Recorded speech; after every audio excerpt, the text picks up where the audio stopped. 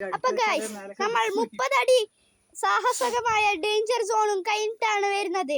ഇതാ കണ്ടോളൂ, ഇത്രയും സാഹസിക പണികളാണ് എൻ്റെ അച്ചാച്ചനും അച്ചാച്ചൻ്റെ പണിക്കാരും ചെയ്തത്. അടിയിലും കുറെ കാര്യങ്ങളുണ്ട്, മണ്ണിരിഞ്ഞ് വീണിട്ടുണ്ട്. ഏറ്റവും അവസാനം ഇതിൻ്റെ അടിയിൽ ഏണി വരെയുണ്ട്.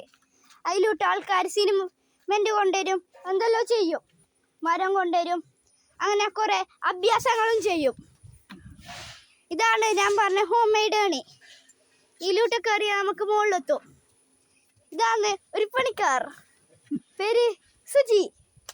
ഇതാ ഒരു കാര്യം കാണിച്ചിട്ടുണ്ടേ, ഇത് ഈ ഇന്റർലോക്ക് ബാലൻസ് ചെയ്യുന്നത് ഇതാ അങ്ങത്തോളില്ലത് കാരണം ഇവിടെയെല്ലാം ഇളകിയിട്ടില്ലേ.